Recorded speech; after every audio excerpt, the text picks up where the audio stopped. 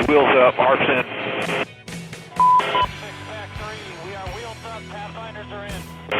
Hammer 6, outbreak, radio check. Attack 3, we just inserted Hammer 6. On May 26, 2011, Sergeant Ed Mills, while on a mission in Afghanistan, lost his life as the result of an improvised explosive device. Eddie Mills was a member of one of the world's most elite military units, a hero by any measure, an extraordinary young man. This is his story.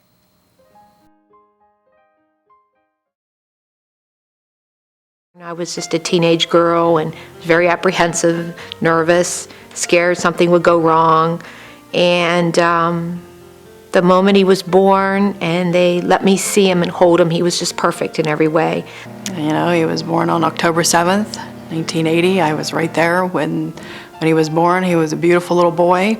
He was particularly special because he was the first baby in our family and he was the first boy. He was the type of a little boy that when he wanted something, he'd break you down. He'd just nag you to the point where he'd get it, he wanted it, he got it. One of the things we used to always do was we play king of the fill in the blank. And we would play king of the swing set, king of the bunk beds, king of the couch, king of the hill, king of whatever we could get on top of and wrestle to tackle someone off of. One of the other games was kind of themed after that, is we always would play war kind of themed games. It was always, you know, the old sticks and stones may break my bones. Well, we would literally play with sticks and stones. We would wrestle all the time. Anytime we wanted something, that's how we decided disputes. We didn't do rock, paper, scissors. We would literally tackle one another off of, and that's how we decided who won. I became a single mom. Eddie was 11 and Jared was 6.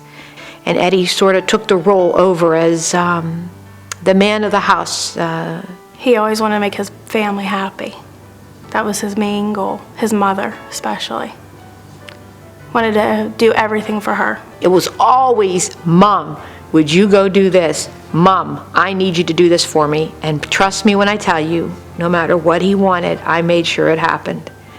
Eddie probably was, you know, did some mischievous stuff, but, you know, he was always into wanting to be in the Army or a soldier, and then he did have his time that he wanted to be on a four-wheeler and a motorcycle. He was my bodyguard. He was my hero before the Army. He was my hero before I could even walk. He watched over me and kept me safe every day. Well, when he was little, he was always interested in the Army. Always playing in G.I. Joe, Army Men. I think I have a few scars on my foot from walking on them. So a lot of the times these little soldiers would end up in my boots. And when we'd go buy something for Eddie, it either had to be Notre Dame or it had to be associated with the Army. You could tell that that was the path he was going to go down even at a very young age, even though most of the family and even myself, we didn't like it. He had a presence about him that when he would walk in a room, you would notice him. He was the most determined person I've ever met in my life. If there was anything, any goal he had, he strived for it until he accomplished it. Eddie was always the big brother role. Watch over them. He guided me through, like he would tell me, make sure that you keep them grades up and stay in school and do something with your life that you could really use whenever you get older. Like, he wanted me to go to West Point. My grandfather was my brother's hero. My grandfather was everything. My dad was very interested in history, and he passed that on to me and Eddie, of course, and Eddie really took hold of it. He was in the Navy, and he told him all his naval stories. And I think that's what first piqued his interest. Most people don't know this, but he liked to read. I mean, we didn't do much schoolwork, but he liked to read, like, war novels. People, like in high school, like, everybody thought he was a slacker, but he just didn't want to be there. I guess to go back on it, when he was 17 years old, he came to me and says, Mom, I want to join the Army. I was very upset at the time. Lucas was only 2, And, Jared was 12, and I had since remarried, and had Lucas before that. And I didn't want him to go. I kept saying, you won't be around to be around Lucas, and he looks up to you. Even then, Lucas did. And he's like, but that's really what I'd like to do. And I talked him out of it, and I cried, and I carried on like mothers do. And so he said, okay. Of course, he had his wild stages. After he graduated high school, he got a little bit wild and was out there being adventuresome, I think. And he worked different factory jobs. And the one thing about him that stood out the most was the fact that it wasn't what he wanted. He wasn't very happy with where he was. You could tell. He just wasn't really aspiring to do much with his life. Eddie started going down the wrong path. She brought him right back up and said, this is the way you got to do it. You got to live your life for God. Most of the people he hung with, unfortunately, have either ended up in jail, or as Eddie put it, he'd come back to this town and they'd be still doing the same old, same old. And that's not what he wanted. He wanted to do more with his life. In January of 2005, he made it official. With the blessing of his family, he joined the United States Army 101st Airborne Division. I was in the parking lot in Union Township as he was signing the papers going, oh, I hope something happens. Maybe he won't pass the physical. Maybe he's like flat-footed or something. I had that thought in my head that he can't get in. And I knew it was something he wanted to do. And at that point in time, he came out smiling ear to ear. And I'm like, it's in him. It is him. We can't hold him back anymore. So in 2005, that's when he joined, and you could just see the proud in his eyes. I mean, that's what he wanted to do. And Ed Mills was no average recruit. He set forth goals. When he went into basic training, he wanted to go in infantry. He made it through, he got that. Then he wanted to go airborne. He went to the airborne school, went through, got that. If he wanted something bad enough, he got it. He wanted the Army, he got it. He wanted infantry, he got it. He wanted airborne, he got it. He got his wings. He was even chosen throughout, Ranger school. You want to be a Ranger. But he found his niche with the Pathfinders. He liked the 101st. He enjoyed what he was doing. He loved it. By joining the 101st, Eddie became a member of one of history's most renowned fighting forces. Trained for air assault operations, the Screaming Eagles are in the history books for the role they played in World War II during the Normandy invasion, Operation Market Garden, the liberation of Holland, and action during the Battle of the Bulge. During the Vietnam War, the 101st fought in several major campaigns and battles, including the fight for Hamburger Hill. Ed became a part of this historical brotherhood and quickly distinguished himself as a natural leader. From airborne school, he got picked to go to Fort Campbell. He was air assault. After air assault, he got chosen to be in the Pathfinders. Army Pathfinders are highly trained and skilled in special operations. Known as first in, last out, they often parachute into harm's way, day and night. Among other roles, Pathfinders establish, secure, and operate helicopter landing zones, conduct sling load operations, establish air traffic control and navigational assistance to airborne operations, and secure buildings and roadways for other units to follow. From 2006 to 2008, Ed continued his training here in the United States. His second tour of duty came in 2009 to Afghanistan. He was training the Afghan commandos while he was over there. Part of his job was kind of training them. He was in charge of making sure there was no IEDs and make sure that the area was clear of those before anybody else could go into the buildings. With the Pathfinder mission, that deals with personnel recovery and things like that. It's a lot of like some of it, rescue type stuff, and he had prior service as a firefighter. So anytime they needed advice on what equipment they should be getting or types of training they could be doing, he was always the first one they went to. If he knew that he could save lives by being the first person in and detecting harm and keeping everybody else out, that's what Eddie was going to do. They told me he was a born leader. They told me that he would always be the first one to do everything. They said he would go in and do stuff that other people would never imagine doing. On more than one occasion, Eddie put others' lives ahead of his own safety. He told a story about him having to carry a wounded guy up the side of the mountain. He told me another story about they were doing some training with full gear, and one of his guys couldn't take, he got like really tired and couldn't carry all the gear. So Eddie says, I have my gear on and I'll carry yours and we'll go through. And he carried his gear and had his on his back. Eddie would always tell us that anytime that they would find a lot of drugs over there, he would always call me and say, I did my part over here, I hope you guys are doing your part over there, because I work for the district attorney's office. And he would always say, how many drug busts did you have this week? Because I've burned about $1 billion worth over here. They're growing it over there and they're bringing it here, and that's what's funding them. That's what's giving them the money that they need to keep attacking us. February 2009. In an amazing reaction of courage, Ed saved another soldier's life while risking his own. A soldier from 4th Brigade, their Humvee got hit with an IED, and without any hesitation, everybody started grabbing gear and getting ready to go save lives, because that's what we were trained to do. And Ed he's the one that said, our squad is going. They got called in, his team, and like the team's like about 8-9 guys. They got called in, they got briefed, and they told them of the situation, that there was an explosion and an IED went off. There were these guys that were trapped inside the vehicle. The explosion was so severe that it left a crater in the middle of the road. But there was one man in particular who was in there and he was trapped in the debris. And it was still on fire, still smoking, still hot. And to get in, Eddie had to remove his protective gear. And I could just hear him saying, let me go in there. I'm going in. And I do believe I know him well enough to know in that moment in time, he wasn't thinking about himself. He just knew this is what had to be done. This guy was in there. My brother ripped everything off to get in that Humvee. Crawled in, mangled his way through the wreckage, got a hold of the guy, got him out of there, and got him shipped medevaced out.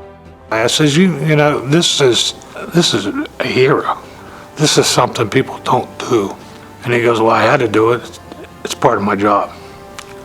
I guarantee you, it probably never even was going through his mind of, maybe I could be killed with him. It was just, this guy needs to get out of there.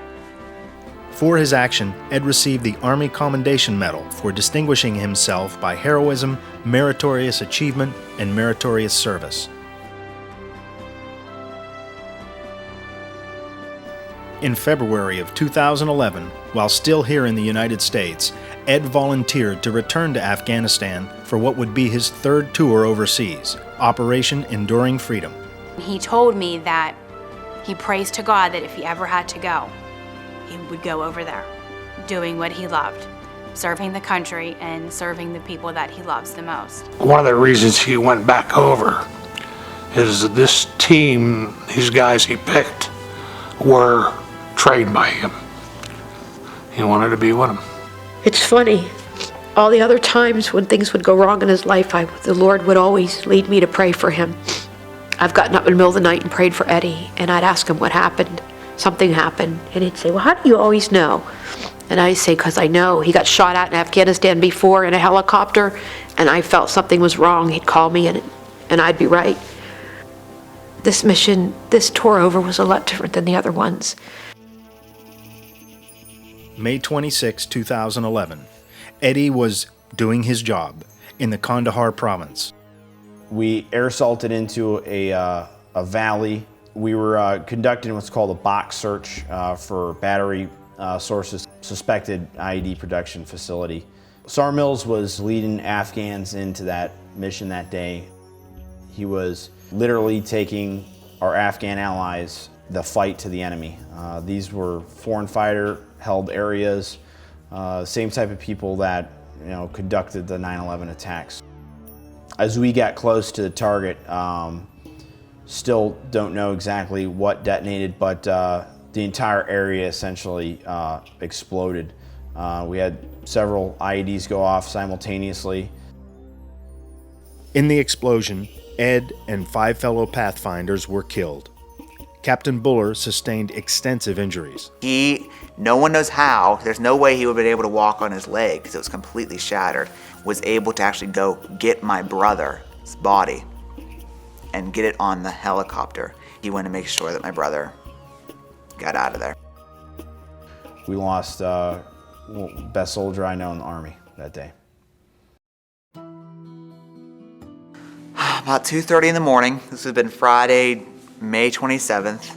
A memory that I wish I could rid myself of, but unfortunately is forever burned in my memory, of the doorbell rang twice, as a matter of fact, and I was in bed and, half awake, and I heard my mom scream, and she was crying, and then I heard my father out there, and he was with her, and he opened my bedroom door, and he just said, "There's 2 Army men at the back door." When I looked and I saw them, I knew immediately that my brother was gone. And then they told us, "We regret to inform you that I forget exactly how they said it. They said your son, but Staff Sergeant Edward D. Mills Jr. was killed yesterday, May 26th. My mother was all upset, and there's the 2 Army guys standing there, and the one turned to me and actually said, "You have to be the big brother now." Those are his exact words to me. And it was just like a knife in my heart. Ed received many awards and decorations, but in his humble way, he seldom spoke of them. The one he did talk about was the Army Commendation Medal he received for his actions in saving a comrade's life. He was a soldier, and his job as a soldier is to defend his country no matter what the circumstances. And he always felt that that's his job, that's what he signed up to do. But there takes a special person to go over into a foreign country, strap on all that equipment, train for months and years, knowing that you could possibly die. But you do it because that's who you are, that's what you believe in.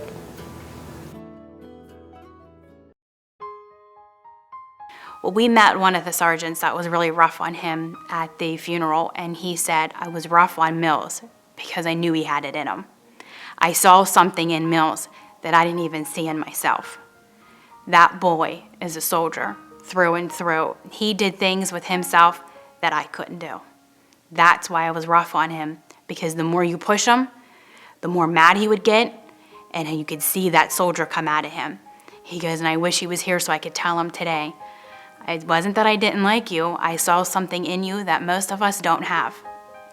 In the barracks, everybody had a camouflage bedspread or a brown bedspread, and in all you look and you see this bright Notre Dame bedspread, because one thing Eddie was a true Notre Dame fan, and this is what he slept in Iraq, in Afghanistan, in Liberia, in Egypt. No matter where he went, this is what he took with him.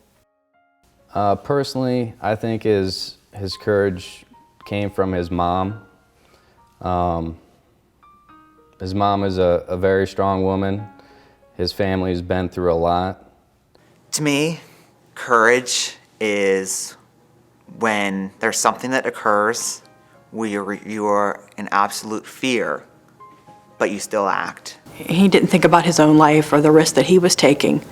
I mean, to me, that's courage. He was always more worried about other people and his family and his friends and his team and his guys. The Bible speaks about God gives us beauty from our ashes, not beauty instead of our ashes, but beauty from the ashes. In other words, you take what's given and he transforms it into something good. Eddie was able to take his ashes and transform them into something good. He's always been my hero, but now everyone else can see him as the hero that I've always seen. My cousin did not die in vain. My cousin died serving a country that he loved and doing a job that he believed in. And if there's anything that Eddie would want anybody to know about him, was just that if God calls you to do something in your life, you should follow that, follow his will, because Eddie achieved everything in life that he wanted to do. He loved life.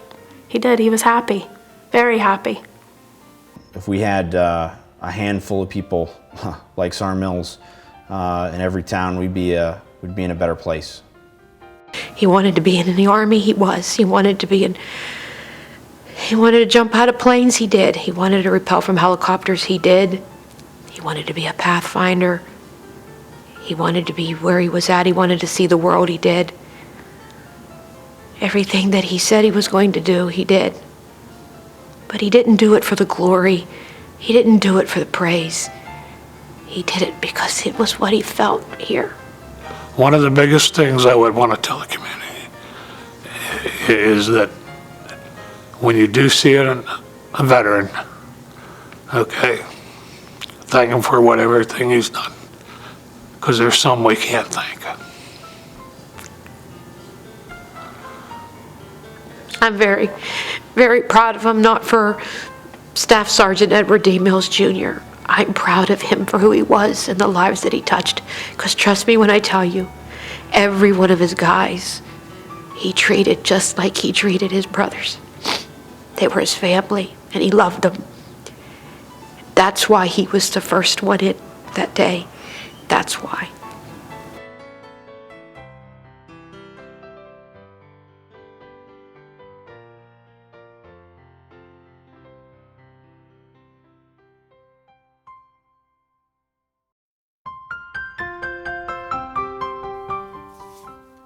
Ed's close friends, James and Amy Herbst, recently confirmed by ultrasound that they will soon be the proud parents of a baby boy.